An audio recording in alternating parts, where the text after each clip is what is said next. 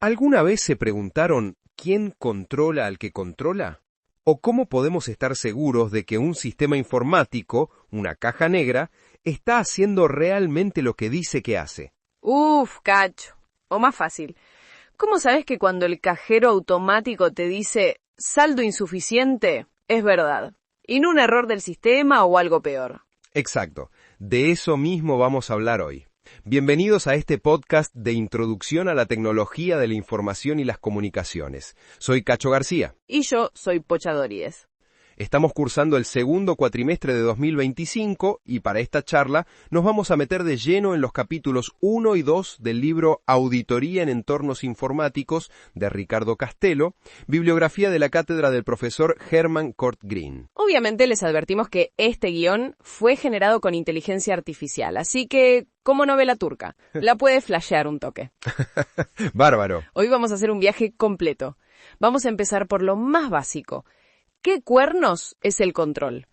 Después vamos a meternos de lleno en qué es la auditoría, por qué no es lo mismo que la consultoría y el quilombo que es auditar esa caja negra de la informática. Y cerraremos con la gran solución, el famoso control interno. Y el framework COSO. Va a estar majestuoso. ¿Arrancamos, Pocha? Dale, Cacho. Empecemos por el principio de todo. Bárbaro. Pocha, cuando hablamos de control, ¿qué es lo primero que se te viene a la cabeza? Y alguien que manda. Un jefe, un supervisor, alguien que te dice qué hacer o qué no hacer. Exactamente. El texto de Castello lo define formalmente como el proceso de ejercitar una influencia directiva o restrictiva. ¿Influencia directiva o restrictiva? ¿Con qué se come eso, Cacho? Traducime el paper. Directiva, o sea, dirigir las actividades hacia los objetivos que buscamos. Y restrictiva, que es evitar que se produzcan resultados que no queremos. Clarísimo. Es mandar y frenar. Que el auto vaya para adelante, pero que no se choque. Exacto. Y para que este control funcione, el autor dice que necesitamos 4 elementos fundamentales. Arranquemos por los primeros. Primero, el elemento a controlar. O sea, ¿qué cosa medimos? Segundo, el sensor, que es el artefacto para medirlo. Ok, te sigo. En el termostato del aire acondicionado, el elemento a controlar es la temperatura. Y el sensor es el termómetro. Exacto. Y los últimos dos son el grupo de control, que es el que compara con la norma, y el grupo activante, que es el que hace la corrección. Listo. El grupo de control es la temperatura de tu cuarto, hacen 26 grados, pero quiero 24 grados, y el grupo activante es el compresor que se prende y tira frío. Majestuoso, Pocha, qué bien explicado. Y fíjate, volviendo a los elementos del control, si te falla el sensor, el control es inútil, aunque el compresor sea nuevo. Estupendo. El texto también los clasifica por su marco temporal. Claro, el retro y el pre. El control retroalimentado es el boletín de notas. Te dice que te fue mal después de que diste el examen. El prealimentado es el presupuesto. Te dice, tenés 10 lucas para gastar. Te avisa antes de que te pases. Excelente ejemplo. Pero acá viene la pregunta del millón, Pocha. Si controlar es tan bueno, ¿por qué no controlamos todo el tiempo? Y porque debe ser carísimo y un plomazo. Exactamente. Ahí entra el principio de economicidad del control. El texto es clarísimo. El costo de implementar un control tiene que ser menor al beneficio potencial o real que obtenés. Obvio. Poner un molinete con reconocimiento facial para que no te roben las viromes es un mal control. Por eso, y esto es fundamental, el control siempre es selectivo. No se puede controlar todo. Joya. Entonces, control es este proceso de mandar o frenar. Vimos que tiene esos 4 elementos clave que explicamos con el termostato. Puede mirar para atrás o para adelante y siempre tiene que ser más barato que el problema que evita. Excelente síntesis, Pocha. Ahora que entendemos qué es control en general, hablemos de un tipo muy específico, que mira siempre para atrás. El retroalimentado que mencionamos. Exacto, el control retroalimentado por excelencia. Hablemos entonces de la auditoría. Dale, vamos. Bárbaro. Hablando de controles que miran para atrás, la auditoría es el ejemplo perfecto. La palabra misma viene del latín audire, que significa oír. Los primeros auditores oían las cuentas que les rendían. O sea, controlaban de oreja. Tal cual. Hoy la definición es más precisa. El libro de Castello define la auditoría como un control selectivo efectuado por un grupo independiente con el objetivo de obtener información suficiente para evaluar el funcionamiento del sistema bajo análisis. Selectivo e independiente. Exacto. El autor lo resume bárbaro. Auditar es efectuar el control y la revisión de una situación pasada. Es observar lo que pasó y contrastarlo con normas predefinidas. Claramente es como el VAR. Mira vos. Desarrolle, Pocha. Es obvio, Cacho. La jugada, o sea, la transacción, ya pasó. El auditor, que es el VAR, la revisa contra las normas predefinidas. Y fíjate, es selectivo, no mira todo el partido. Y es independiente. El tipo está en la cabina, no es de ningún equipo. ¡Qué espectacular! Comprado. Es una analogía perfecta. Chicacho, pero ahí surge una duda. ¿Es lo mismo el auditor que te contrata la empresa para que estés todo el año adentro que el que viene de afuera solo a fin de año a firmar el balance? ¿Los dos son independientes en el mismo sentido? Gran pregunta, Pocha. Ahí tocaste la clasificación clave, que es según la relación de dependencia del auditor. Obvio, el de adentro y el de afuera. Justamente. Por un lado tenés la auditoría interna. Es ejercida por personal perteneciente a los cuadros de la empresa. Su objetivo es medir y evaluar la confiabilidad y eficacia del sistema de control interno. O sea, es un empleado más, pero que labura para la dirección para controlar que todo ande bien adentro. Perfecto. Y por el otro, la auditoría externa. Esa es ejecutada por un ente externo e independiente. Su objetivo principal es opinar sobre la razonabilidad de la información reflejada en los estados contables. El auditor interno es como alguien del cuerpo técnico, uno de adentro que pertenece a la empresa y evalúa el rendimiento todos los días para mejorar el sistema. En cambio, el auditor externo es el veedor de la FIFA, un tipo de afuera que es independiente, viene, mira los números del club y te dice si estás ok para jugar la copa o no. Estupendo, Pocha. Queda clarísimo. Bárbaro. Entonces, la auditoría es un control selectivo, independiente y que mira para atrás. Y puede ser interno, uno de adentro de tu empresa, o externo, como el veedor de la FIFA. Exacto. Y es fundamental no confundir a ninguno de esos dos, ni al interno ni al veedor, con el tipo que sale a jugar el partido o el ingeniero que diseña mejores botines para que jueguen más rápido. Tal cual. Hablemos entonces de la diferencia entre auditoría y consultoría. Opa, esa es clave. Dale. Es clave, Pocha, porque como dice el texto, es habitual confundirlas, especialmente en el mundo de los sistemas informáticos. Posta, te llaman para auditar y en realidad quieren que les arregles el sistema. Quieren un plomero, pero llaman al inspector de AISA. Exacto, y son roles opuestos. El texto es clarísimo. La auditoría comprende la realización del control y la revisión de una situación pasada. El inspector, mira lo que ya está hecho. Eso es. Mientras que la consultoría tiene como misión implementar las recomendaciones con el propósito de mejorar la productividad de la empresa. Es una visión de futuro. El plomero, el que te arregla el caño para adelante. O la diferencia entre la BTV y tu mecánico de confianza. A ver, desarrolle, Pocha. El inspector de la BTV es el auditor. Agarra tu auto, imagínate que es el sistema, y te da un informe de cómo está. Te dice cómo estaba la cosa antes. Te larga, che, tenés los frenos gastados al 80%, pero no te los arregla. Te controla el desempeño. Bárbaro. Exacto. El consultor es tu mecánico. Agarra ese informe y te cambia las pastillas de freno. Optimiza el desempeño para que el auto funcione mejor a futuro. Majestuoso. El texto lo resume en una tablita perfecta. La auditoría es posterior a los eventos, la consultoría es previa a los eventos. O sea, Uno te dice, está roto, y el otro te lo arregla. ¡Perfecto! Quedó clarísimo. El tema es que hoy el motor del auto ya no es un Falcon, es una compu inentendible. Justamente. El trabajo del inspector de la BTV se complicó muchísimo cuando los autos se volvieron electrónicos. Hablemos entonces de las dificultades del ambiente informático. Uf, la famosa caja negra. Dale, es un quilombo, Cacho, porque antes, con el motor del Falcon, vos veías bien cada pieza.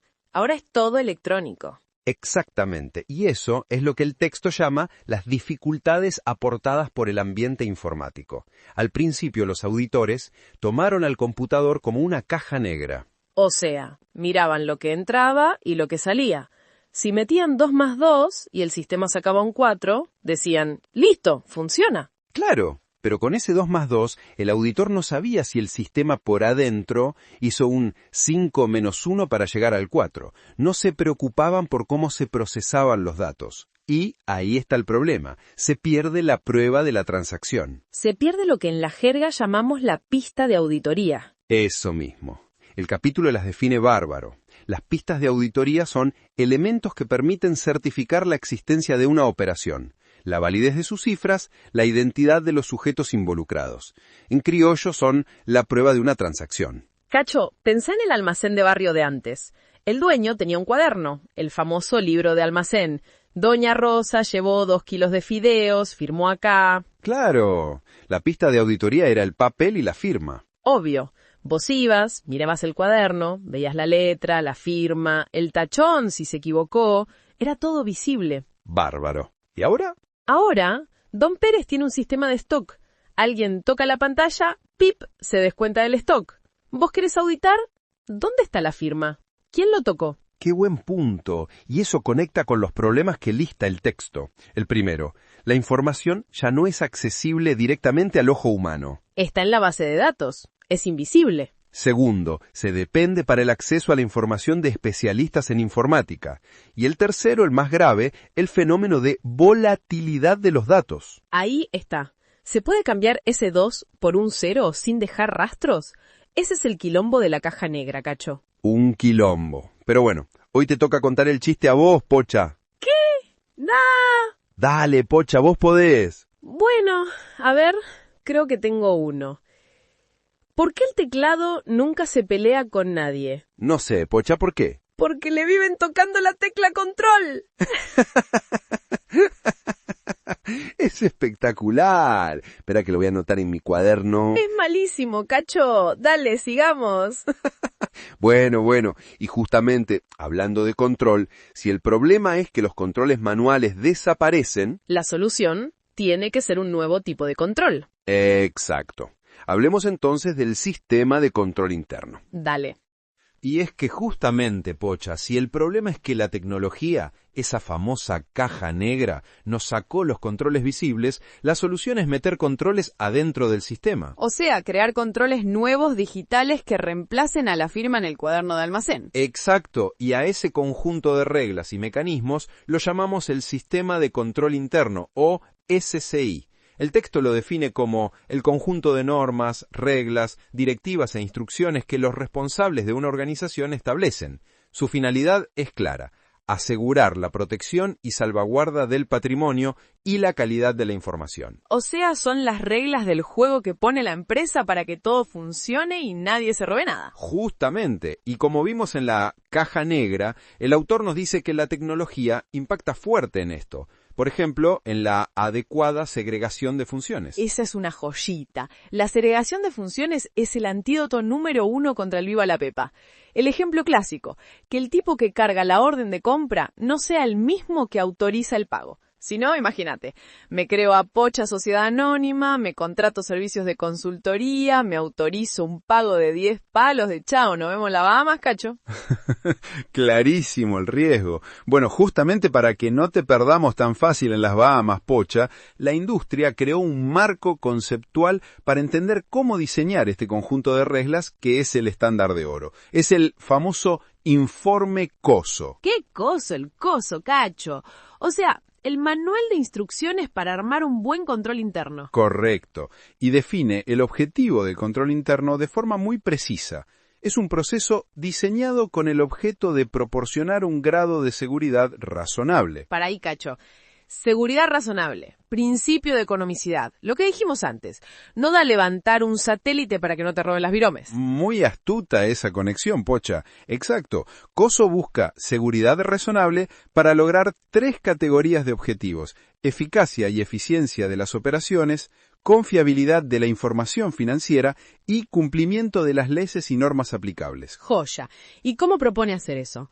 ¿Cuál es la estructura? El informe lo divide en 5 componentes relacionados entre sí. Que para mí son como un cuerpo humano, un organismo vivo que se adapta. Un cuerpo humano. Desarrolle. 1. El ambiente de control. Es el cerebro, la cultura, los valores, quién manda en la empresa.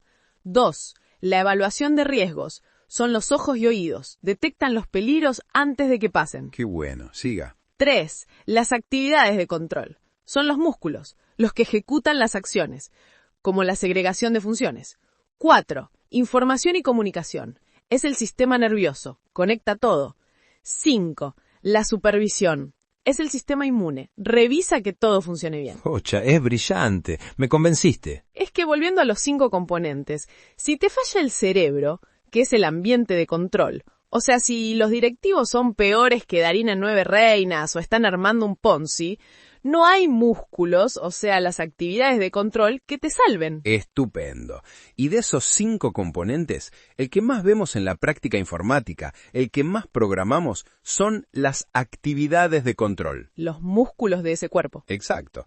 Hablemos entonces de cómo se materializan esos músculos en el software, los controles programados. Dale, vamos a lo técnico. Bárbaro. Y es el paso lógico, Pocha.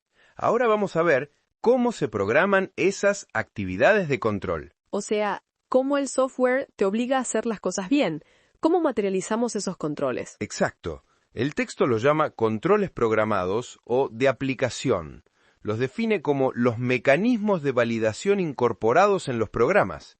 Son procedimientos de verificación y validación ejecutados por los programas en forma automática. Son los sensores de los que hablábamos en la caja negra, pero esta vez los pusimos nosotros a propósito. Justamente. Y el texto los agrupa en 4 categorías según el momento en que intervienen en la transacción. 4 momentos. Obvio. Como en una línea de producción. Te lo bajo a tierra, Cacho. Pensá en una hamburguesería automática. ¿Una hamburguesería? A ver. Claro. El control de entrada es la app. No te deja pedir hamburguesa de pescado si no existen en el menú. O si querés 99 hamburguesas, te salta una alerta. Control por límites. Te frena el error antes de que entre a la cocina. Estupendo. El segundo tipo son los controles de procesamiento. Estos operan después de que el dato entró, sobre las transformaciones que se ejercen sobre los datos. Seguimos en la cocina. El sistema controla que, si entraron 10 pedidos de combos, la caja al final del día asume el total de esos 10 combos. Es un control de balanceo. O que no te cobre el combo 2 veces. Perfecto. Tercero, controles de salida. Estos procuran proteger la información que genera el sistema. Tienen que asegurar que sea exacta y que se distribuya a las personas autorizadas. El ticket. El control de salida se asegura de que el ticket que se imprime sea exactamente lo que pediste y que la factura te llegue a tu mail, no al mail de otro cliente. Majestuoso. Y el último, controles sobre los archivos. Estos operan sobre los datos permanentes grabados en los archivos maestros. Ese es el control del stock de la heladera. El sistema controla el archivo maestro de medallones de carne. ¿Cuántos había antes del turno y cuántos quedaron después? Protege el inventario. Clarísimo, Pocha. Una analogía redonda. Obvio. O sea, tenés el control de entrada en el pedido, el de proceso en la cocina, el de salida en el ticket y el de archivos en la heladera. Perfecto. Ya sabemos qué es el control y cómo se implementa en IT, a través de los controles programados. Ahora, ¿cómo trabaja el auditor para verificar que todo esto realmente funciona? Claro, ¿cómo sabemos que la app no te deja pedir la hamburguesa de pescado? Hay que probarlo. Exacto. Hablemos entonces del proceso del auditor. Dale, al fin vamos a ver laburar al inspector. Exacto. Y el inspector, para laburar bien, no improvisa, necesita un plan. Como dice el texto, un trabajo de auditoría es un proyecto. Un proyecto, decís. O sea, con principio, fin y pasos a seguir. Tal cual. Y ese plan es el programa de auditoría. El texto lo define como el documento que nos dice cómo se efectúa el trabajo. Y tiene 5 etapas clave. El paso a paso del detective. 1. Definición del objetivo. Averiguar quién roba el banco. 2. Definición del alcance. ¿Investigo solo esta sucursal o toda la red? Perfecto. 3. Relevamiento e investigación. Ir a la sucursal, buscar huellas. 4. Análisis. Poner las pistas en el pizarrón de corcho. 5. Elaboración del informe. El culpable es... Estupendo. O sea, el plan completo. Definís el objetivo, el alcance, haces el relevamiento, seguís con el análisis y cerrás con el informe. Y de esas 5 etapas, la más compleja hoy es la tercera, el relevamiento. Es el momento de la prueba de los controles. Claro, es cuando el detective va a buscar las huellas. ¿Cómo hace el auditor para probar los controles de la hamburguesería? Justamente, el auditor tiene su kit de herramientas. Las textos las divide en 2 grandes grupos, técnicas manuales y técnicas computarizadas. Si el control está en la caja negra, la técnica manual, ya sea hacer una entrevista o llenar un cuestionario, me alcanza. El empleado me va a decir, sí, el sistema lo valida, pero no sabe cómo. Ahí está el punto. Para eso entran las técnicas computarizadas, que también se conocen como CAATs. Usás la computadora para evaluar la computadora. Exacto. Imagínate que desconfiaras de un sistema que evalúa exámenes automáticamente. Tenés 2 formas de probarlo. A ver, me interesa. Tenés, por un lado, los lotes de prueba. Acá sos vos, el auditor, quien mete un examen trucho al sistema. Una donde sabés las respuestas y respondiste mal a propósito. Si el sistema te da 10, sabés que el control está pintado. Clarísimo. Probás el programa real con datos ficticios que vos controlás. Exacto. Pero la otra es más tremenda. La simulación paralela. Acá agarrás los exámenes reales de los pibes, los copiás y vos mismo los corregís a mano, o mejor dicho, con tu propio programa de auditoría. Ah, y después comparás los resultados. Obvio, comparás tu nota con la del sistema. Si a María el sistema le dio 9 y yo le di 6, alerta. Acá hay gato encerrado.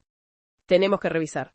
Ahí usas datos reales y un programa tuyo, del propio auditor. Majestuoso, Pocha.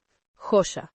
O sea que el auditor es un detective que sigue un plan de 5 etapas y en el medio usa su kit de herramientas, ya sean lotes de prueba, como meter exámenes truchos, o simulación paralela, corrigiendo los reales aparte para encontrar dónde falla el sistema.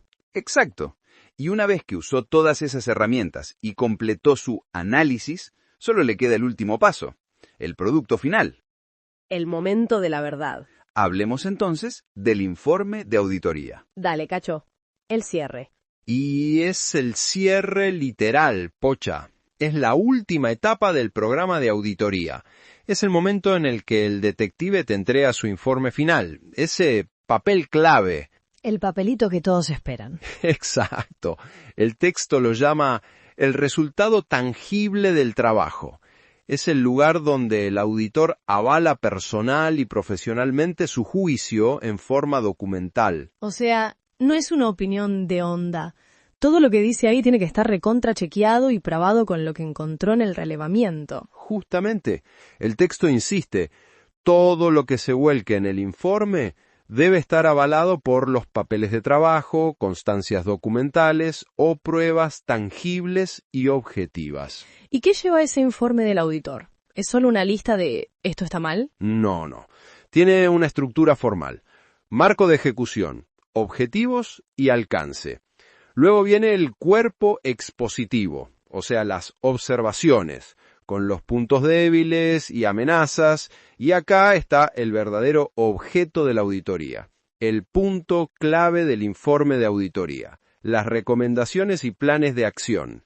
El auditor no solo dice está roto, sino que recomienda cómo arreglarlo. Como el reporte de la BTV. El cuerpo expositivo es el detalle que dice freno trasero 20%. Las recomendaciones son el sello gigante que dice rechazado, arreglar frenos antes de 30 días.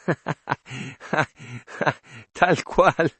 Y falta una cosita, un informe sintético, que va aparte, la carta de introducción o presentación. Un resumen ejecutivo. Exacto. Es un resumen de naturaleza confidencial destinado a la autoridad máxima de la empresa. Es el resumen que lee el gerente general para saber cuántos autos fallaron la BTV sin tener que leer los 500 reportes detallados. Estupendo, Poche. Con eso cerramos todo el círculo, desde el control hasta el informe. Uf, Cacho, fue un montón. Pero dimos una vuelta completísima. Arrancamos definiendo el control. Ese proceso de influencia directiva o restrictiva. Vimos sus 4 elementos clave: el elemento a controlar, el sensor para medir, el grupo de control para comparar y el grupo activante para corregir, como en el termostato. Y que siempre debe respetar el principio de economicidad. El beneficio tiene que superar el costo. De ahí saltamos a la auditoría, ese control selectivo, independiente y retroalimentado. El VAR. Y diferenciamos la auditoría interna, que sería como alguien del equipo técnico revisando las jugadas propias, de la auditoría externa, que es el veedor de la FIFA. Y sobre todo, que no es lo mismo que la consultoría. Luego vimos el gran problema. La caja negra informática, donde las pistas de auditoría, que son la prueba de todo, se vuelven invisibles y volátiles. El cuaderno del almacenero que desaparece. Y vimos la solución, el sistema de control interno y un manual de instrucciones para armarlo. El famoso COSO. Con sus 5 componentes formales: ambiente de control, evaluación de riesgos, actividades de control, información y comunicación y supervisión. Que lo pensamos como el coso humano, con su cabeza, ojos, músculos, sistema nervioso y sistema inmune. Y aterrizamos las actividades de control. Que para eso vimos los 4 tipos de controles programados: de entrada, procesamiento, salida y archivos, como en la hamburguesería. Después vimos el programa de auditoría, que es el plan del detective, y las herramientas para probar esos controles, como los lotes de prueba, que es como meter exámenes truchos al sistema, y la simulación paralela, que es como corregir los exámenes reales aparte para comparar. Y cerramos con el producto final, el informe de auditoría, donde el auditor no solo marca los puntos débiles, sino que te da las recomendaciones. Fue un montón, pero es la base de todo. La confianza en el mundo digital no se basa en la fe, se basa en la auditoría y en el control. Posta. Y quédense con la regla de oro del detective. Sin pruebas no hay caso. Para nosotros, las pruebas son los papeles de trabajo. Todo lo demás es chamullo. El auditor demuestra, no opina de onda. Majestuoso. Un placer, Pochá, como siempre. Soy Cacho García, no se queden solo con esto. Hasta la próxima. Igualmente, Cacho, soy Pocha Rodríguez y a desarmar esa caja negra. Chao, chao.